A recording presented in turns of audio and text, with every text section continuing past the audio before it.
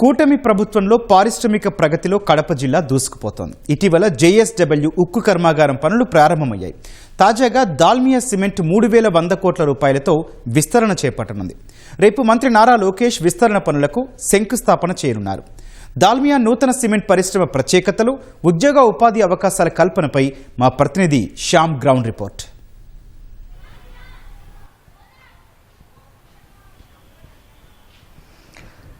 కూటమి ప్రభుత్వం ప్రధానంగా పారిశ్రామిక అభివృద్ధికి పెద్దపీట వేస్తుంది.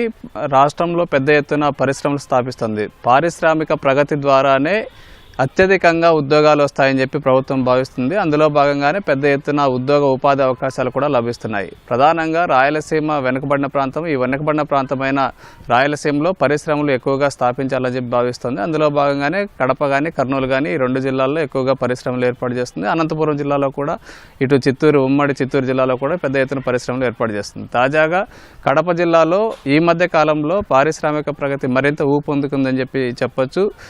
ఈ మధ్యనే జేఎస్డబ్ల్యూ రాయలసీమ స్టీల్ ప్లాంట్కి ముఖ్యమంత్రి చంద్రబాబు పునాది రాయి వేశారు. ఆ తర్వాత గత నెల కంటే ముందు అంటే మే నెలలో ఐటీ మంత్రి, విద్యాశాఖ మంత్రి అయినటువంటి నారా లోకేష్ సేల్ పేరుతో సోలార్ ప్లాంట్కి ఆయన ప్రారంభించారు.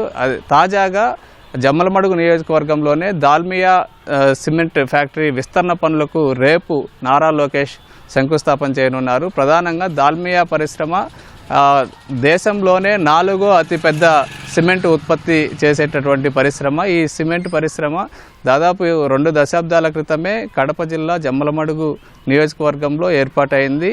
ఇప్పటికే పెద్ద ఎత్తున సిమెంట్ను ఉత్పత్తి చేస్తుంది. తాజాగా దీన్ని మరింత విస్తరించాలని చెప్పి రాష్ట్ర ప్రభుత్వం దాల్మియా సంస్థను కోరింది. అయితే ఆ సంస్థ కూడా ముందుకు వచ్చి రాష్ట్ర ప్రభుత్వం అందిస్తున్నటువంటి ప్రోత్సాహకాలు కానీ, రాష్ట్ర ప్రభుత్వం అందిస్తున్నటువంటి సపోర్ట్ కానీ ఎంతగానో నచ్చి దాల్మియా సంస్థ విస్తరణ పనులు చేపట్టడానికి, అది కూడా సాధారణంగా ఇప్పుడు ఉన్నటువంటి పరిశ్రమ కంటే రెట్టింపు స్థాయిలో విస్తరణ పనులు చేపట్టనుంది. దీని ద్వారా పెద్ద ఎత్తున ఉపాధి అవకాశాలు కూడా వస్తాయని చెప్పి ప్రభుత్వం భావిస్తుంది.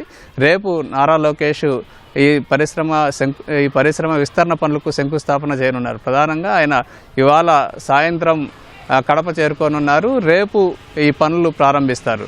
అయితే దీంట్లో ప్రత్యేకతలు ఏంటి అనేది కంపెనీ ప్రతినిధులు ఏం చెప్తున్నారంటే, ప్రస్తుతం 2.5 మిలియన్ టన్నుల క్లింకర్ ఇది ఏడాదికి ఉత్పత్తి చేస్తుంది. దీన్ని 6.1 మిలియన్ టన్నుల క్లింకర్ ఉత్పత్తి చేసే స్థాయికి పెంచాలని చెప్పి భావిస్తున్నారు. సిమెంట్కి సంబంధించి 3.6 మిలియన్ టన్నుల ఉత్పత్తి చేస్తుంది. దీన్ని 9.6 మిలియన్ టన్నుల ఉత్పత్తికి పెంచాలని చెప్పి భావిస్తుంది. అంటే పెద్ద ఎత్తున డబల్ కంటే ఎక్కువగా, అంటే 3 రెట్లు అధికంగా దీన్ని విస్తరించాలని చెప్పి సంస్థ భావిస్తుంది. దీనికి గాను దాదాపు 3,100 కోట్ల రూపాయలు పెట్టుబడి పెట్టనున్నారు. దీంతో ఇప్పుడున్నటువంటి కార్మికులకు అదనంగా దాదాపు ప్రత్యక్షంగా పరోక్షంగా 700 మందికి పైగా కార్మికులను తీసుకోవడానికి అవకాశం ఉందని చెప్పి భావిస్తున్నారు. ప్రధానంగా దీనివల్ల ప్రభుత్వానికి ఏంటి ఉపయోగం, రాష్ట్రానికి ఏంటి ఉపయోగం అంటే, ఇప్పటికే ఈ పరిశ్రమ ద్వారా ప్రతి ఏటా ఇటు రాయల్టీ వైపు కానీ లేదంటే పన్నుల వైపు కానీ ఈ రెండు చూస్తే దాదాపు 102 కోట్ల రూపాయలు ఈ సంస్థ ప్రభుత్వానికి రాయల్టీ పన్నుల రూపంలో చెల్లిస్తుంది. దీన్ని దాదాపు 325 కోట్ల రూపాయలకు పెరగనుంది. అంటే ఇప్పుడు వచ్చేదానికంటే దాదాపు 200 కోట్లకు పైగా రాష్ట్ర ప్రభుత్వానికి ఆదాయం రానుంది.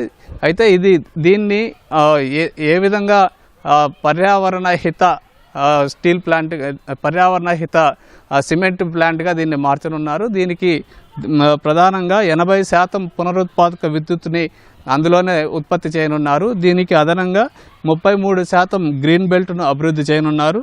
జీరో లిక్విడ్ డిశ్చార్జ్ వ్యవస్థను ఏర్పాటు చేయనున్నారు. అంటే దీని నుంచి వచ్చే వ్యర్థాలని ప్యూరిఫై చేసి, శుద్ధి చేసి మళ్ళీ వాడుకునే విధంగా దీన్ని ఏర్పాటు చేస్తున్నారు. మొత్తానికైతే ఇది దాల్మియా సిమెంట్ పరిశ్రమ దాదాపు విస్తరణ పనులకి మొత్తం రంగం సిద్ధమైంది. రేపు నారా లోకేష్ దీన్ని అంగరంగ వైభవంగా శంకుస్థాపన చేయనున్నారు. ఈ పనులు రేపటి నుంచినే ప్రారంభం కానున్నాయి. ఇది ప్రస్తుతం దాల్మియా సిమెంట్ పరిశ్రమ విస్తరణకు సంబంధించిన తాజా సమాచారం. కెమెరామెన్ జగదీష్తో Shyam, ETV news, Kadapa. Over to studio.